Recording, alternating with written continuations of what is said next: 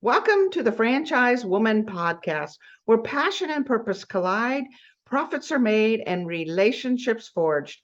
I'm Rebecca Monet, CEO and Chief Scientist at Zoracle Profiles, along with my co-host, community advocate, speaker, author, and entrepreneur, Tracy Kawa. Our very special guest today is Laurie Barkman. 80% of business owners want to stop working in their business in the next 5 to 10 years, but most have not planned for that transition. Many need to improve their business first. That's where Laurie comes in. Laurie Barkman is a business transition Sherpa. With her firm, SmallDotBig, she advises owners on having more valuable, sellable businesses. And as a partner with Stony Hills Advisors, a mergers and acquisition firm, she guides them through the complex process of letting go. Laurie is a former CEO of a 100 million revenue company with an exit to a Fortune 50 company. With more than 25 years of C-suite and award-winning marketing expertise, she provides actionable perspectives to drive sustainable value. I could go on and on about Laurie, but I want to get into the meat of this conversation. Laurie, thank you for coming on the Franchise Woman podcast. Rebecca, Tracy, it's great to be with you today.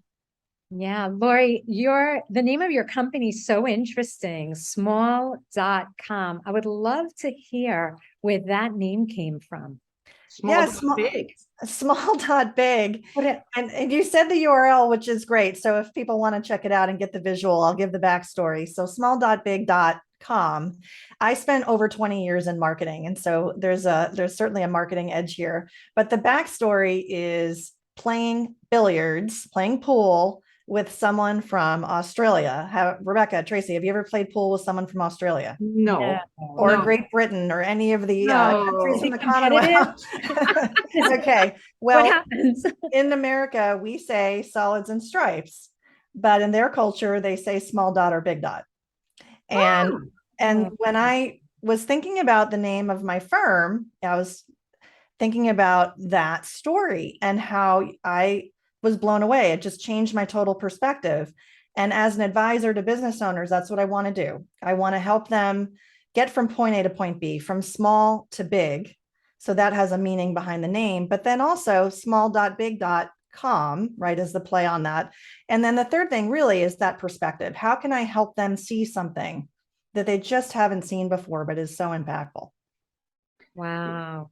You know, I've been in the franchise space for 30 years, Laurie, and it really is interesting when someone starts a business, you know, they're head down sort of working in that business. And I think they do sort of forget the big dot. They're so focused on the little dot and just sort of getting it going and growing it. So I don't think they always have the big picture in mind. Do you find that with early entrepreneurs, I should say?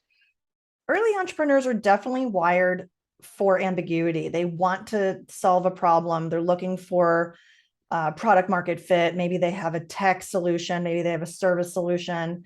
They have a risk profile where they are willing to jump into the abyss. They're willing to put it all out there and make it happen. And so often what I see is that person or that team might not have the skills to take it to the next level. I have a lot of experience with startups, both from working in them myself, not as the founder, but as someone who, from my own risk profile, I am not the person who's going to start that company from scratch with the big idea. And when I was getting my MBA, so many of us at that time in the late 90s, you know, we were looking at this tech industry and thinking, oh, this is this is cool. There's so much potential. And I was thinking, oh my gosh, I don't know if this is for me. Instead, what I did was I kind of cherry picked some really cool startups that were getting some traction. They already had revenue. So it was not about the initial raise and the seed round. It was more, call it the Series A, Series B type companies. One of my summers, if we kind of put our internet old timer hats on for a second, I had an internship with a company that was literally acquired by Lycos in the week before I was starting my internship. And I was traveling back and forth. I'm in Pittsburgh and the Lycos is in Boston. I was traveling back and forth that summer. So I had the experience of one foot in the startup here that was just acquired, and then I was going to corporate. And that story in and of itself had become my career if I flash forward, where I had the experience working with nimble companies, small nimble companies, and then over time working with big corporates and everything in between. So American Eagle Outfitters and being on a corporate, internal corporate entrepreneurship team, like a corporate startup, we call it.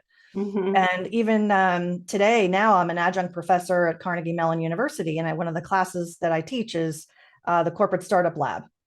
And it's about that same theme thematically, is how big companies can innovate.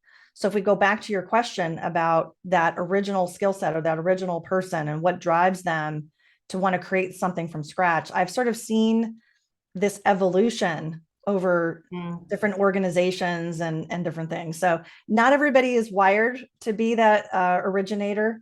And so often in family business, that's why the third generation just doesn't necessarily have that entrepreneurial, they want to get back to their entrepreneurial roots because they're 10, 20, 30 years away from that original spirit.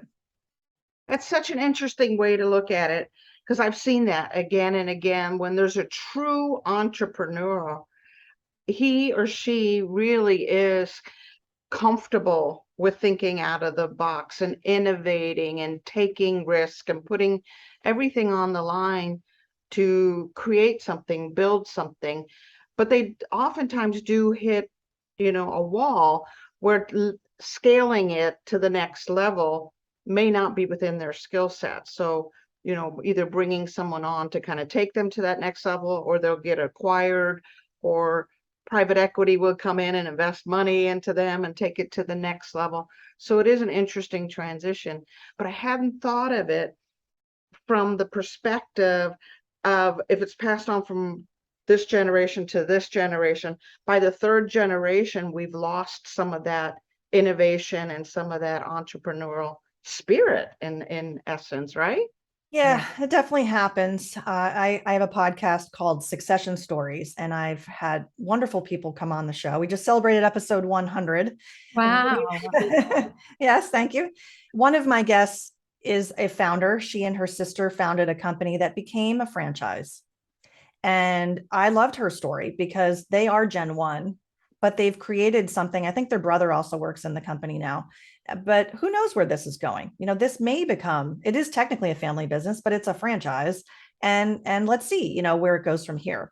Other people who struggle with this, it's because maybe they're the second gen and they've been told, here are the keys, don't screw it up. Yes. I've seen And so that. then, yeah, by the third generation coming in, they really don't want to mess anything up, but now they want to make changes. And so perhaps there's a culture that's a little more conservative at times. So this idea of innovation and continuous innovation, and if you're not innovating, you're going to die, and so at some point, the innovative spirit really needs to come back in. But the person who typically launches the business isn't necessarily the person that's going to grow that business. And in the case of startups and founders, many times, and I'm not going to say it's always 10 years, but sometimes there's this 10-year mark where if they're taking outside funding, that we'll see the CEO founder move on. And that's part of the story and the life cycle. And also, if you think of it flashing forward, it does take a team around you to help you on the other side of the corporate life cycle when you are ready to sell, especially if you've never gone through that process before. Why would you do it yourself? You haven't built your company yourself. Why would you look to have an exit or transition by yourself? Exactly. I was actually going to ask you something about teams because you said something very interesting to me, which is that you really know your skill set. You knew that you were not a fit for that earliest stage of growth of a company. But you knew where you could come in, you did your research, you looked for companies that already had a certain amount of traction. So I love hearing that. And I'd love to hear you address more about building your team around you as an entrepreneur. So from that standpoint, when I was in the startup or where I am today, Tracy? Well, a little bit of each, actually, kind of like your personal experience with it, and now how you facilitate others in doing the same. I think for any position, it's about strengths, motivations, and fit. Mm-hmm. And if you're the hiring manager and you're looking to hire people around you, then you have to look at the circumstance, the culture, and if it's a clearly articulated culture, that's great because then we have something to really compare against.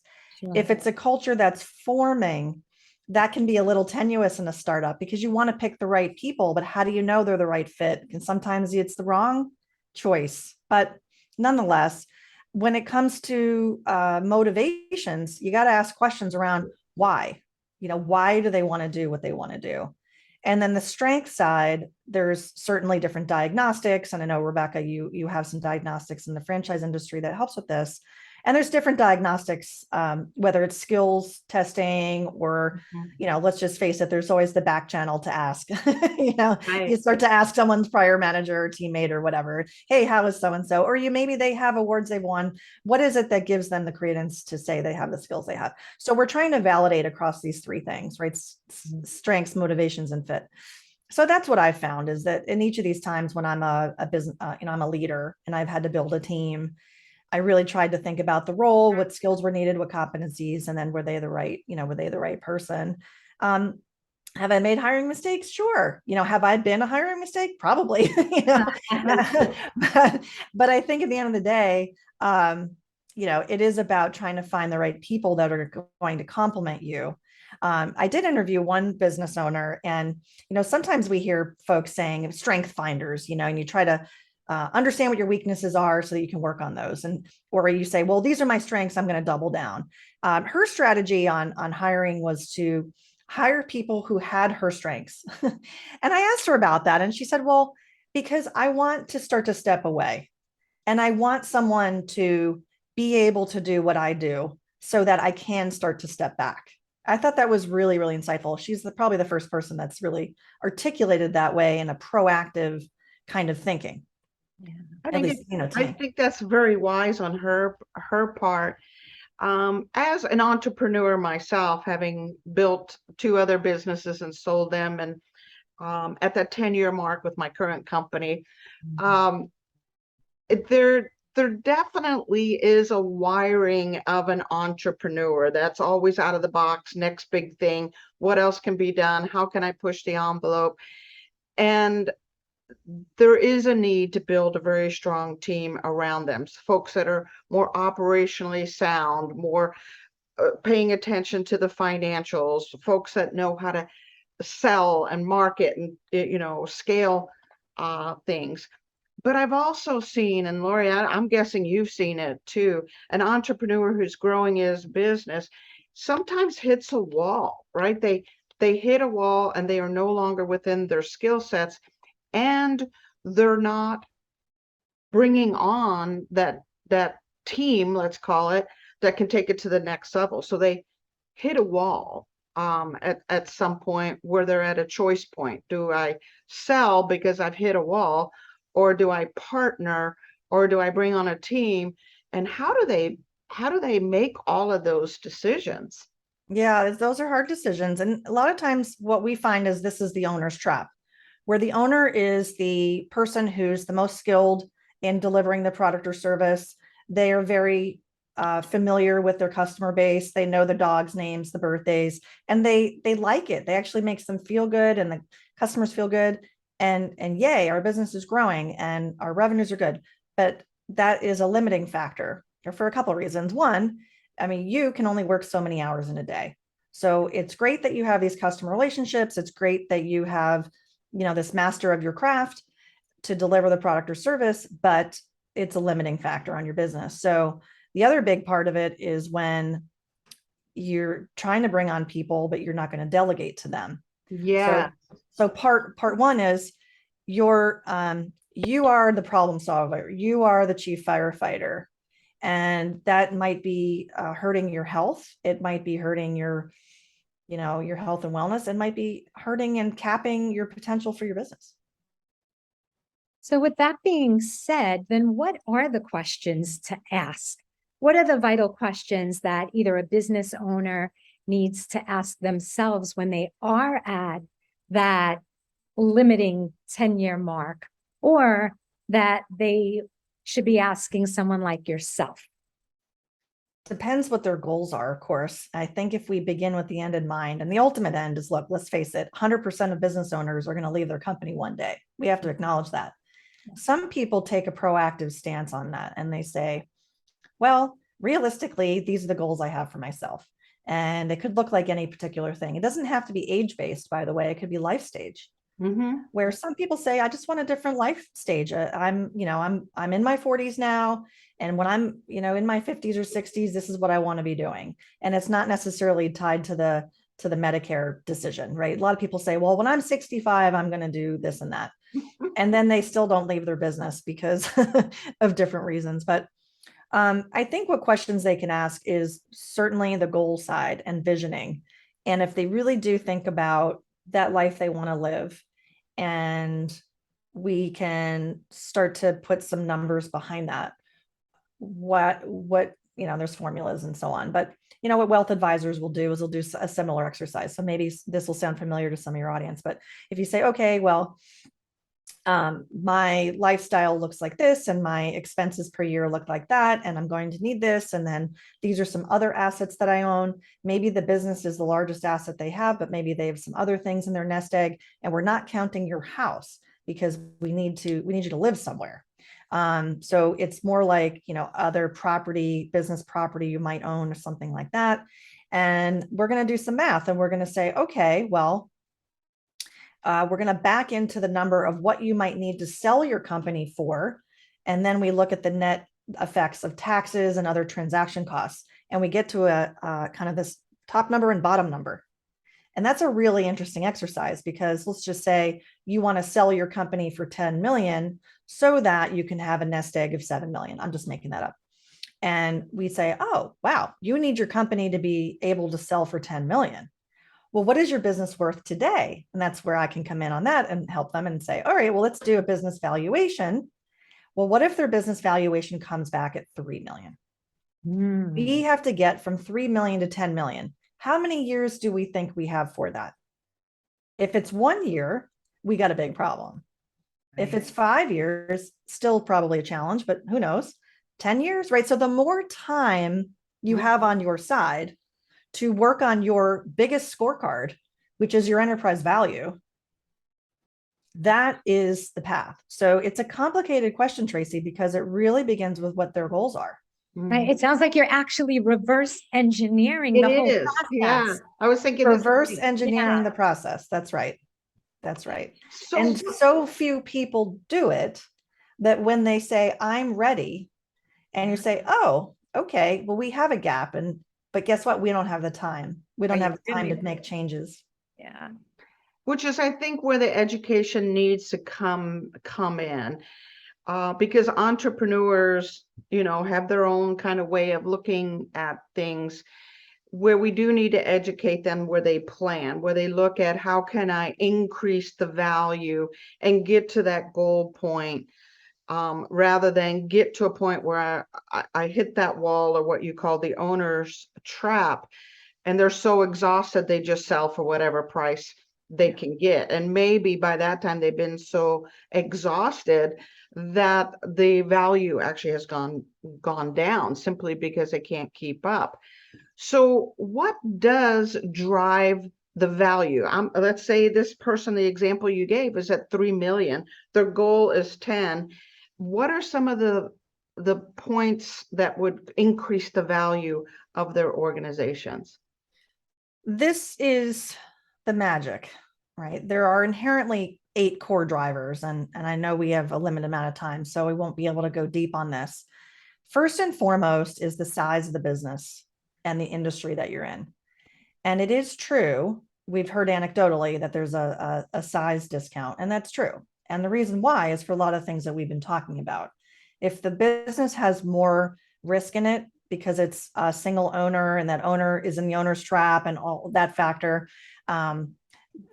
Companies that are under 5 million kind of fall under that category, where it's presumed to be too owner dependent, and then that can drive down the value. So are there exceptions to that? Absolutely. Absolutely. We have to create those exceptions. We have to create the reasons why your business is not, shouldn't be discounted too heavily, right? So first and foremost would be the size of the business and how transferable it is, and what industry it's in. Different industries have different factors happening that we don't control. Some things that are external to us, right? Government regulations, COVID impacts, etc., weather. So it's the things that we can control where we have to really spend our time and energy to understand if there are tripwires. So what I try to do is I try to work with clients to help them see the risks in the business today so that we can address them. And I have different assessments for that. But one of the other examples would be cash flow and your financials. So not only the numbers and what they show us, but the quality of those reports. Don't misinterpret me. It's okay to have QuickBooks, but if your QuickBooks is a mess, we're not providing good data that we can rely on. I'm not saying that a company has to have audited financials, just well organized, logical. And so what we do is we start with, especially in this valuation side, imagine the buyer. A big thing is putting yourself in the shoes of the buyer, just like you're going to buy a house, right? You're going to walk through it. You're going to try to understand where the possible things are. The wall is patched. Why? What's behind that wall? Same thing with a business. So a buyer is going to want to see your financials.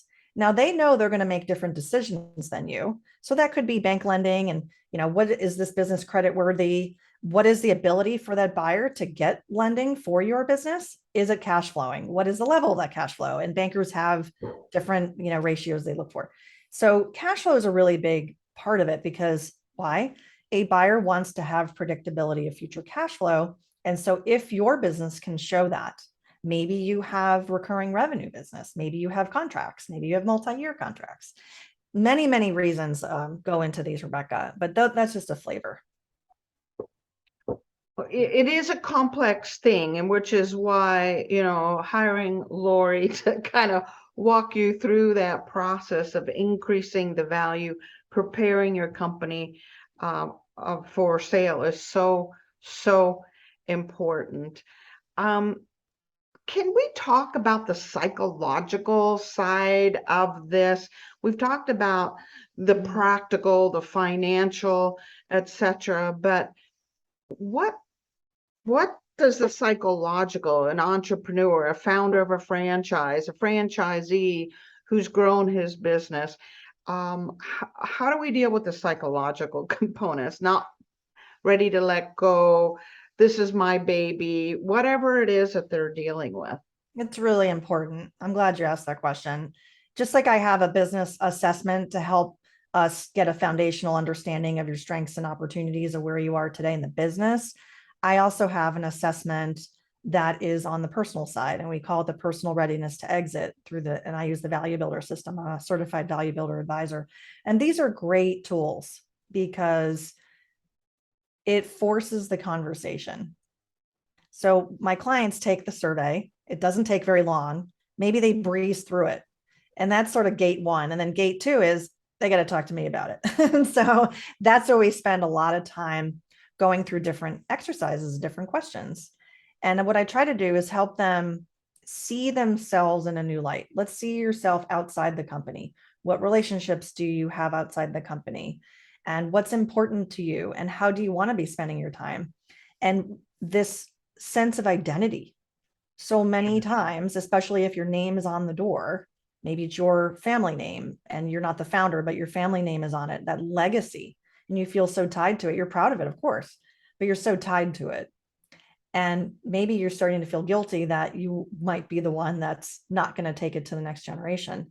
That's a very emotional thing. And we have to recognize that. And we also have to recognize there's different stakeholders. Sometimes we are one of the stakeholders and not the only. Maybe there's 3 siblings involved, and you have to be kind of real with yourself that your kids don't want to be part of a business anymore, or not at all. They're interested in other things.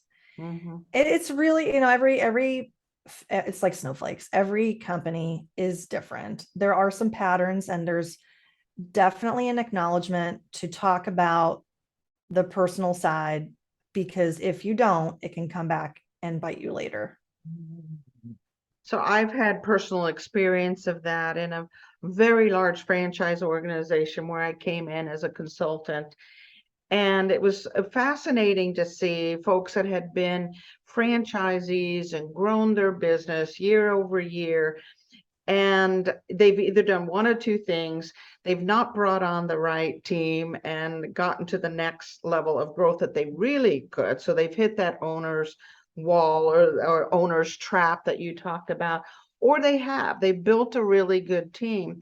And we start to notice that the franchisee or the business owner is losing steam personally. They're losing passion. They're losing energy at some point. And our goal always was to catch it before it got there. You don't want to be selling your business when you're just wanting to get rid of the silly thing, right? You want to sell it at a high point. Is that correct? Am I imagining that? But I would think it's like going to a party. You want to leave where you're noticed when you've left, right? Not at the very end. You want to leave at the high point. So I think it's super important to understand when that passion is starting to wane, that's a signal that you need to be seriously preparing for an exit, or bringing someone in that has that passion that takes it to the next level. So how can someone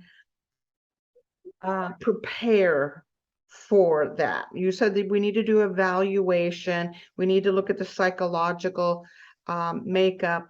Typically, how long of a period of time is that? How far out does one need to start preparing? It's kind of like the question of weight loss, and how long do you need to lose that weight? And so I from a funny visual standpoint, I'll just give you, are we starting as Arnold Schwarzenegger, or are we starting as my 600-pound life? And the answer to that is, of course, it depends. But generally speaking, if you're talking about a preparation and really getting in earnest, if we have a huge gap of, we got to get to, from 3 million to 10 million, then obviously, it's good to have a longer runway. But if you're feeling like, you've got a well-run company, and many of the value drivers that I mentioned, or I'll certainly happy to talk with anyone offline about more of those value drivers. If your value drivers are starting to look really good. I have one client, I did an analysis for her. She, at a score of 100, she was like an 86, which I've never seen out of the gates. I mean, she could sell her business right now. It's a very humming, well-run business. So she's a good example of that. And so what would it take for her to prepare? Well, there's a number of things, and maybe a year or two. If she's truly ready to sell, it can take a good 6 months just to prep and get ready.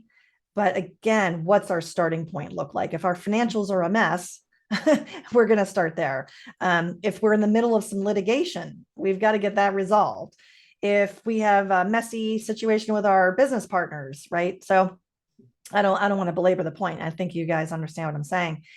The other thing would be to get ready for a sale and then put it on the market and then have a transaction. That can take a while, because sometimes we don't find the right fit. We have to kiss a couple frogs, but it can take a year or two. I have clients, just to go back to something you just said, Rebecca. I have some clients right now that are in that situation where they have taken their foot off the gas pedal. They are working with me to try to bring them to market, and we're looking at a year number 4 of revenue decline. And so you said it earlier. I just want to underscore it. Then when I do a business valuation, wow, and I'm looking at what that business is worth, and I'm putting a discount on it because of that reason, you can imagine what a buyer is going to do. Yeah. So you want to, again, sell when you're up, not when the steam is running out. And it's normal. It's normal for that to happen. Especially if you're an entrepreneurial type, you're either looking for your next adventure or next thing you're going to invent. or you've played this all the way out. So you don't want to run out of steam, because it'll show up in the financials, which is the same thing I found when I was doing this consulting projects. And we wrote, and it sounds like you have a similar model, where we could tell 3 years in advance when that would start to happen based on some changes psychographically, that if we don't help this franchisee plan and get ready to exit, we're going to see a decline in their performance simply because they ran out of gas, right? They may not admit it, but you can see it in various markers. And it sounds like you have those markers also. And honestly, it was really beneficial both for the franchisee to know it, so they could plan, but we work with a lot of franchisors, for the franchisor to know it, because their income is dependent on royalties. So if we start to see a decline, there's two companies that are being affected by this. Okay, I want to get Tracy, I'm sorry, you probably have a question and I'm talking right over you. I have one question, which is that Laurie has outlined the ideas to take into consideration. Excuse me. Laurie has outlined the ideas to take into consideration when you are selling your business. What if you're leaving your business to your children? What are the things that need to be taken into consideration? Well, I think from the standpoint of getting your business, let's say, sell ready or transition ready, is really prudent business practices. It's all the things that you should be doing in your business anyway. So let's say you're envisioning a transition to your family in the future. If that's in a year from now, okay. If it's 10 years from now, 20 years from now, you've got a nice runway to really get that business healthy and in a state where you can be working with them on their skills and making sure they're the right fit for the business. So there's the people side of it too, that do they want it and not just being thrust on them, but making sure they're the right fit. In many family businesses, they'll even say specifically that they want the children to work elsewhere for a number of years. They might say 5, or they might specify a number, and then they're eligible to kind of come into the company. Some others say you have to start at entry level. I had a mother and son on my show, generation 9 and 10. They are a Laird company. They were founded in 1780. Wow. Yep. Right. And it was a fantastic episode. If anyone in the audience wants to take a listen and talk about legacy and pride and what that means. But it wasn't a foregone conclusion that generation 10 was going to join. But he talked about what that meant to him and the conversation with his grandfather. And it was a very, very short interview, but it was like, do you want to join? Yes. Okay, that's it. But the 10th generation at that point had already been sweeping floors and working in the distillery and so on, and really demonstrating interest. So yeah, I think from a business standpoint, to have a business where you do envision sustainability and getting it to the next generation means also innovating. How are you going to make sure that your business is going to be around? And then how do you ensure that you have the right team around you? And maybe your kids are part of that. Maybe they're not, right? Maybe it's other parts of your family. Maybe it's not. And being kind of honest about that, going back to the strengths, motivations, and fit topic that from earlier. But it just, again, understanding that all the things here to help make your business run better should increase its value, which should make it a better outcome for your family if there's that transition.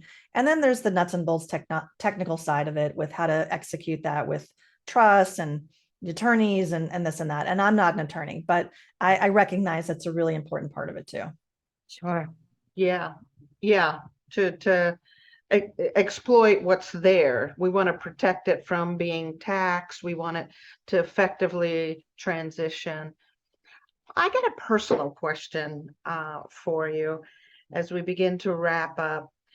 Was there a pivotal point in your life or some sage advice you had, as you went into business? Was there some moment that you go, that really changed my way of thinking or led you in a particular direction? I was an outside hire for a third generation company. I was hired to run a subsidiary. And that was a really big opportunity for me in my career. It was my uh, first green jacket, if you will, to get that role as a CEO. And I thought I was going to be in that company for 20 years, talk about succession and so on. And it ended up being 3 years instead of 20 because the company was acquired. You mentioned it in the introduction of me. But that was a very, very compelling experience to go through a deal like that with a global company that had a playbook for doing M&A, and we were part of the integration and what that felt like. And so when I years later was thinking about how to support entrepreneurs, I've been supporting entrepreneurs and orbiting this world for many years, as I talked about. But I was thinking about my experience, and really the word transition just kept coming to me, that I had been through so many different transitions from small to big, right? And from startup to corporate and so on, and then back again. And I thought, well, maybe I can help support entrepreneurs in this stage of their journey by helping them create more value and transition with success, helping them envision what that transition looks like for them, and then working for pre-transition, to transaction and this deal side, and how to help make sure, how can I help entrepreneurs get rewarded for their hard work? It is, I find it sad when I do meet them, typically men, baby boomers who are now in their 70s or late 60s. They've been working in this business their whole life, and they don't have a successor. And they also aren't necessarily ready to hand it off. And they just keep going and going and going. And you know where this story is going to go, because at some point it won't be a transferable business. Right. Right. Which is so sad, right? It's so sad when you put your heart and soul into something. Yes, it provided a livelihood, blah, blah, blah. But I truly believe it's about legacy. We want to have had an impact and leave something behind. So, I had this picture of you, Laurie. You've talked about the runway a few times, and basically that really is what it is. We have this airplane and we have a runway, and it's going to take us to whatever, retirement, some other stage of life, as you pointed out. And I see you almost like the traffic controller saying, increase speed, watch out for that. It's this traffic controller that comes alongside this business owner that has them look at the options and look at how he or she can get to where they want to go. And even in some ways, you help them define where they want to go, right? So they may not even know when they come to you. So what you offer is so valuable. But I want to make sure people know how to get hold of you. So how do people get hold of Laurie Barkman and learn more about SmallDotBig? Well, SmallDotBig.com is the website, and certainly welcome you to visit there and not only find my podcast, but other resources, and you can get in contact. But if you want a shortcut, go to meetlaurie.barkman.com, and Laurie is how I spell my first name. And if you go there and want to meet, you can sign up for the business assessment, which I'm happy to go through with you as a complimentary service, and just get started in helping you understand for what's possible in your next steps. Perfect. Tracy, any final words from you? We talk a lot about getting into business, getting into franchise on this show. I don't know why my voice keeps going out, but this was so interesting to talk about how to gracefully exit your business and what things you need to take into consideration. So thank you for enlightening us with this, Laurie. Oh, you're so welcome. Gracefully and profitably, right? That's what we want. So, Laurie, thank you so much for joining us today and sharing some of your wisdom. Those of you listening in, make sure to check out small.big.com and reach out to Laurie if you need any advice at all. So thank you again, Laurie. And thank you to those of you listening in to the Franchise Woman podcast, where passion and purpose collide, profits are made, and relationships are forged. We'll see you next week on another episode